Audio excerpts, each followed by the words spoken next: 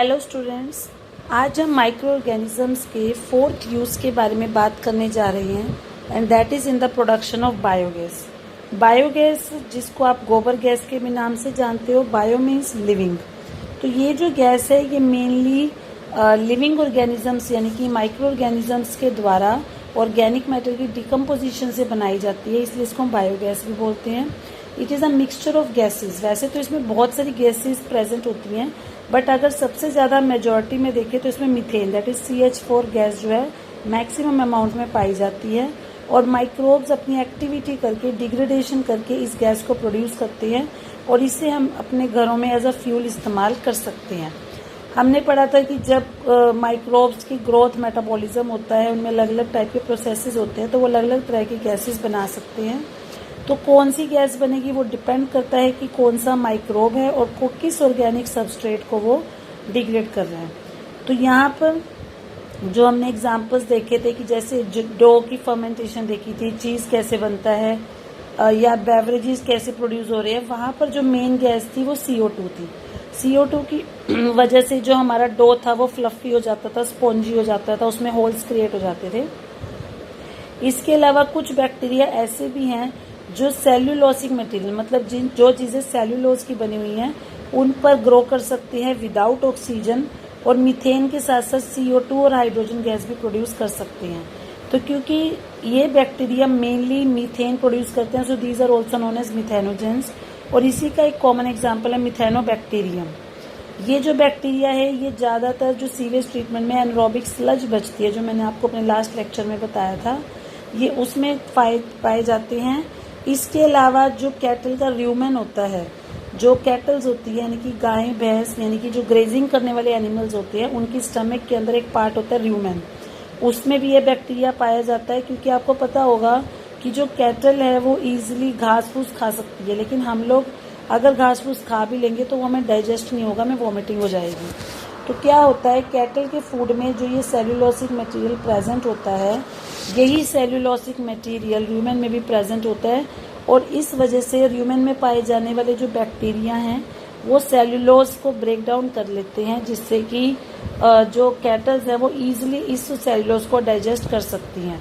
तो अगर आपसे कोई क्वेश्चन पूछता है कि जो ह्यूमन बींग्स हैं वो सेल्यूलोज वाली आइटम्स क्यों नहीं खा सकते, तो क्योंकि उनको डाइजेस्ट करने के लिए जो बैक्टीरिया एंजाइम प्रोड्यूस करता है सेल्यूलोज, वो हमारी बॉडी में पाया नहीं जाता। इसके अलावा जो कैटल का डंग होता है, गोबर होता है, उसमें भी ये बैक्टीरिया बहुत ज़्यादा मात्रा में पाया जाता है और उससे भी हम बायोगैस प्रोड्यूस कर सकते हैं।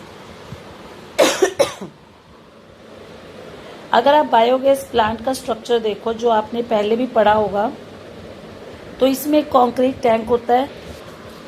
तो अगर आपको याद हो 10th क्लास में भी आप लोगों ने बायोगैस प्लांट के बारे में पढ़ा होगा। तो बायोगैस प्लांट जो है उसके अलग अलग स्ट्रक्चर्स हो सकते हैं। अगर आप उसका एक जनरल स्ट्रक्चर देखो तो यहाँ पे आपको नेक्स्ट पेज पे यहाँ दिखाया गया है, पेज नंबर 186 पे। इसमें क्या होता है, इसमें एक कॉन्क्रीट टैंक होता है। कॉन्क्रीट होता है मेनली सीमेंट का बना हुआ एक टैंक होता है जिसकी डेप्थ 10 से 15 फीट तक हो सकती है। तो क्या होगा, जो भी आपका बायो वेस्ट है, बायो वेस्ट में जरूरी नहीं कि सिर्फ गोबर ही आए, उसके अलावा जैसे घरों में जो छिलके होते हैं फलों सब्जियों के, मतलब कोई भी चीज़ जो डिग्रेड हो सकती है, कागज भी हो सकते हैं, उन सबको कलेक्ट करके उनकी एक स्लरी बनाई जाती है। स्लरी मतलब पानी में मिक्स करके एक लिक्विड सा तैयार किया जाता है और उस लिक्विड को इस कंक्रीट टैंक के अंदर डाल दिया जाता है।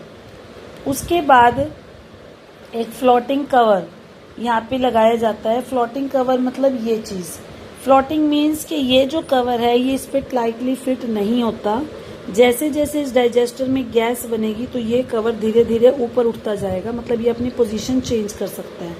तो यहाँ पर ये फ्लोटिंग कवर होगा, और अगर ये ऊपर हो रहा है तो इट मीन्स वहाँ पर गैस का प्रोडक्शन हो रहा है।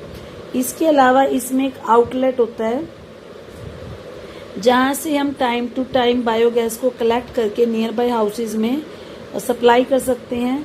इधर से हम इसमें जो हमारी स्लरी है या हमारा मिक्सचर है वो हम डाल रहे हैं, वो मिक्सचर यहाँ जाएगा। इस डाइजेस्टर के अंदर बैक्टीरिया प्रेजेंट है, जो बैक्टीरिया उसको डिग्रेड करके मीथेन CO2 जैसी गैसेस बना रहे हैं, जो मिलकर बायोगैस बना रही है, जिसको हम यहाँ से कलेक्ट कर सकते हैं। और बाकी की जो बची हुई स्लरी है उसे हम यहाँ पे एज अ फर्टिलाइजर यूज कर सकते हैं, तो उसको हम यहाँ से कलेक्ट कर सकते हैं। तो जो रूरल एरियाज होते हैं, गांव के एरियाज होते हैं, वहाँ पर आपको पता होगा कि गोबर बहुत ज़्यादा मात्रा में मिलता है, तो इसलिए ज़्यादातर जो बायोगैस प्लांट्स हैं वो रूरल एरियाज में ही बनाए जाते हैं। इस बायोगैस का फ़ायदा ये है कि आप इसको कुकिंग पर्पज़ और जलाने के लिए, लाइटिंग पर्पज़ के लिए भी यूज़ कर सकते हो।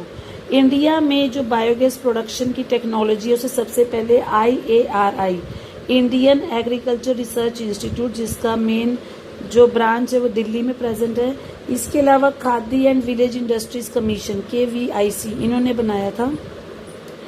और इसका सबसे बड़ा बेनिफिट ये है कि इसमें आपको फ्यूल तो मिल ही रहा है और साथ ही साथ जो पोल्यूशन की प्रॉब्लम है हम उसको भी ख़त्म कर सकते हैं। इसके बाद नेक्स्ट आता है बेटा कि माइक्रोब्स को आप बायो कंट्रोल एजेंट्स की फॉर्म में यूज़ कैसे कर सकते हैं। अब सबसे पहले तो क्वेश्चन आता है that what is the meaning of bio control. Bio control is the use of biological methods for controlling plant viruses, diseases and paste. कि जनरली क्या होता है, अगर हमें अपने पौधों को या अपनी किसी भी चीज़ को डिजीजेज से, बीमारियों से या पेस्ट होते हैं जैसे चूहे, जैसे हमारे अनाज को खराब कर देते हैं, मतलब अगर इन ऑर्गेनिज्म से हमें अपनी फसलों को या अपने गोदाम को बचाना होता है तो हम जनरली वहाँ पे केमिकल्स का इस्तेमाल करते हैं, स्प्रे वगैरह करते हैं, या फिजिकल मेथड है कि पकड़ के उसको निकालेंगे।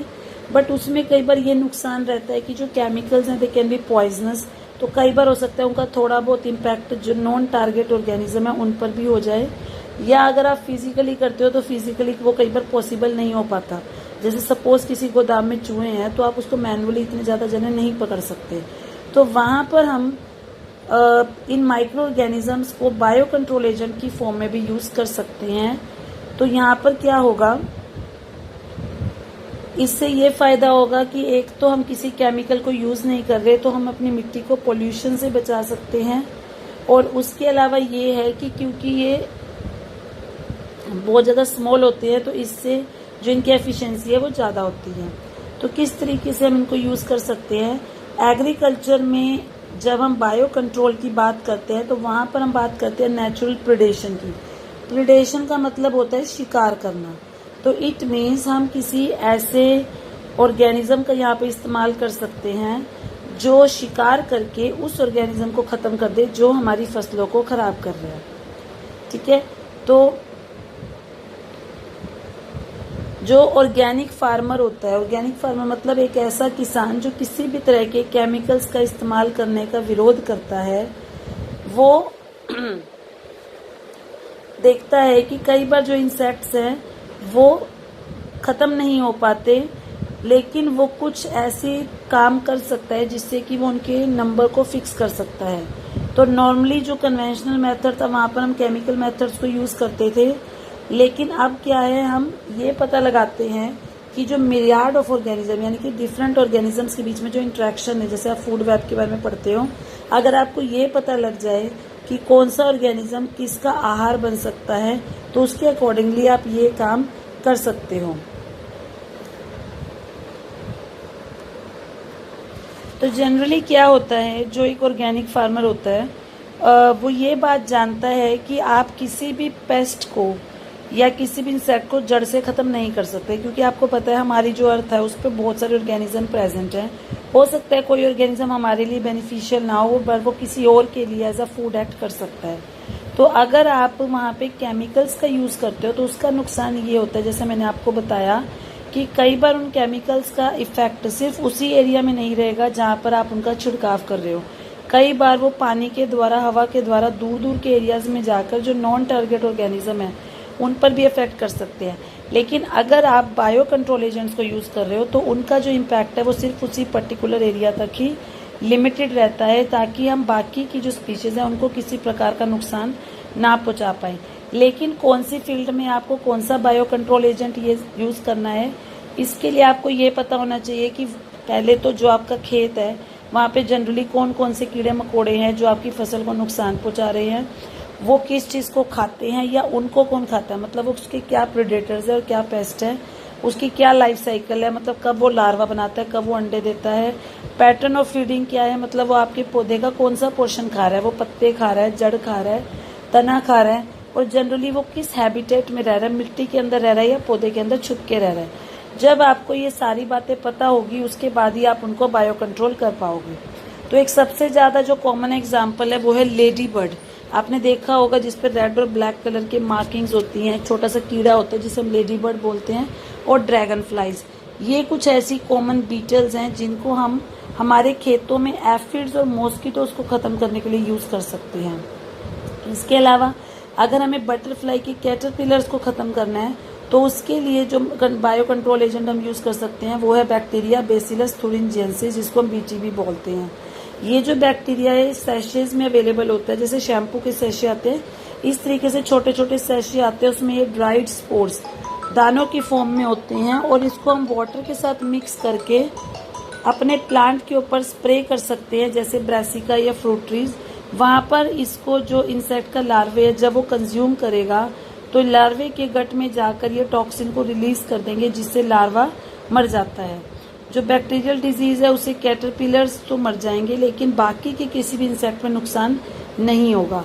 और अब हमने बायोटेक्नोलॉजी की हेल्प से, मतलब कि जेनेटिक इंजीनियरिंग की हेल्प से कुछ ऐसे प्लांट्स पहले से ही क्रिएट कर लिए हैं जिसके अंदर हम इस पर्टिकुलर बैक्टीरिया की जीन को पहले से इंसर्ट कर देते हैं। मतलब कि आपका जो प्लांट है वो ऑटोमेटिकली ही इस कैटरपिलर के लिए रेजिस्टेंट हो जाता है। तो जैसे कि बीटी कॉटन, इसके बारे में ज़्यादा बात जो है हम कब करेंगे 12th चैप्टर में जो बायोटेक्नोलॉजी है। आपको थोड़ा सा मैं ब्रीफली बता देती हूँ कि जेनेटिक इंजीनियरिंग एक ऐसा मेथड है जिसके द्वारा हम किसी पर्टिकुलर जीन को जो एक पर्टिकुलर काम करती है उसे एक ऑर्गेनिज्म से निकालकर किसी दूसरे ऑर्गेनिज्म के डीएनए में जाकर इंसर्ट कर देते हैं। तो जो काम वो बाहर कर रही थी वो अब उस ऑर्गेनिज्म के अंदर भी जाकर कर सकती है।